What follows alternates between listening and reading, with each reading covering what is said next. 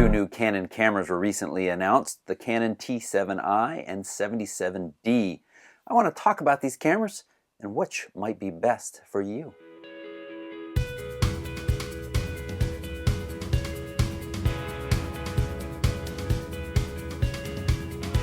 Before I get started, I want to remind you that we are giving away an amazing $6,000 photography experience that includes gear, travel, and an awesome photography workshop where you get to photograph baby animals in the wild of Montana.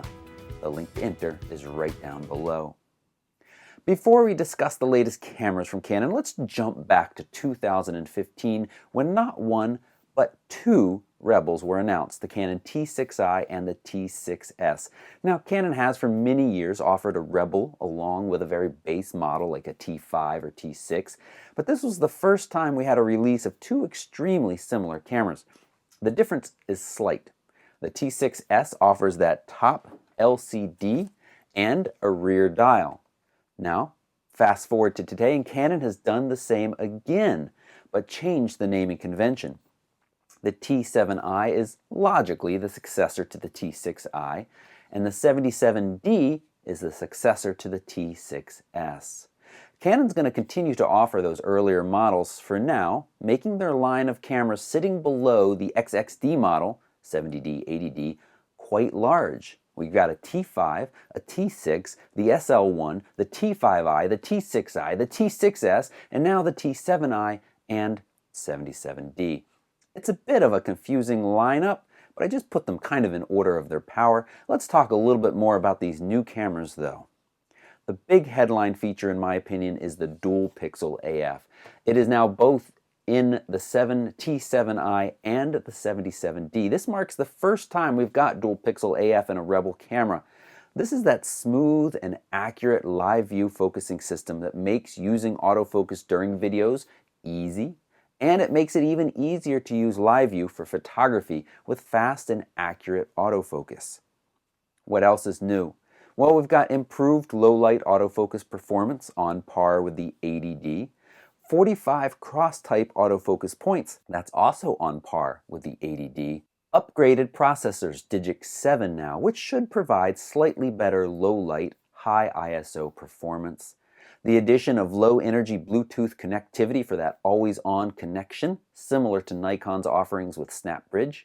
We have a video time-lapse movie mode and upgraded to 1080p at 60 frames per second.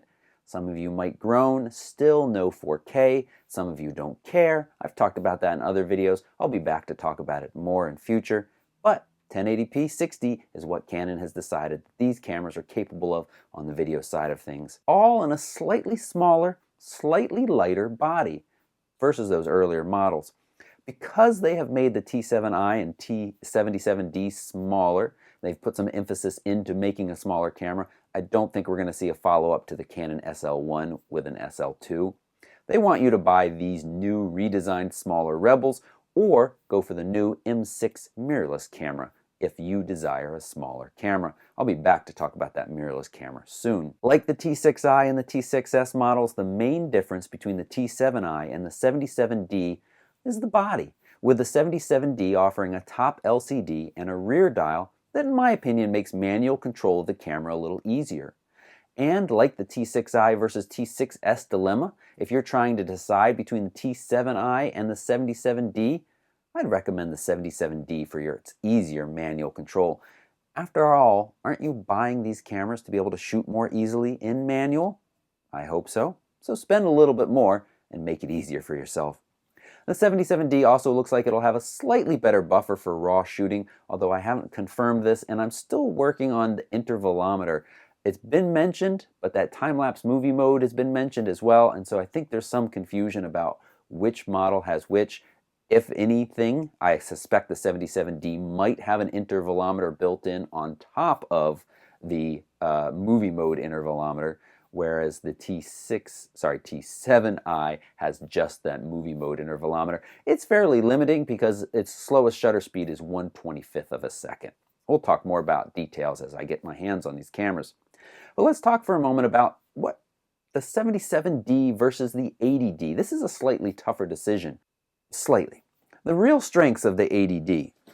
It's got a bigger battery, providing almost 1,000 shots per charge, weather sealing, significantly faster top shutter speed at 1/8,000th of a second. You've got the 100% pentaprism viewfinder versus pentamirror in the T7i, and a headphone jack. All of those features make this camera a more professionally capable camera for photographers and videographers. If you're a casual photographer, the 77D offers savings and a camera that's going to provide you more than enough power. But if you plan to become more serious about your photography or videography, the 80D offers just that much more room to grow, and I do recommend purchasing. And then there's the mirrorless M6, which I briefly mentioned. Has Canon finally gotten serious about their mirrorless cameras? I've got a post up at photorec.tv with more information, and speaking of more information, there's a detailed chart that compares the 70D, the T6i, the T6s, the 80D, the T7i, and what else? The 77D, all at photorec.tv. There's links to that right down below. I'll be back with more videos soon. I'd love to know, which of these cameras are you most excited about? Or are you waiting for that Canon 6D Mark II? Let me know in the comments. If you appreciated this video, give it a quick thumbs up and hit that subscribe button if you're not already a subscriber to be notified of future tips, tricks, and giveaways that I mentioned. $6,000 photography experience includes travel. It's a fantastic, awesome experience.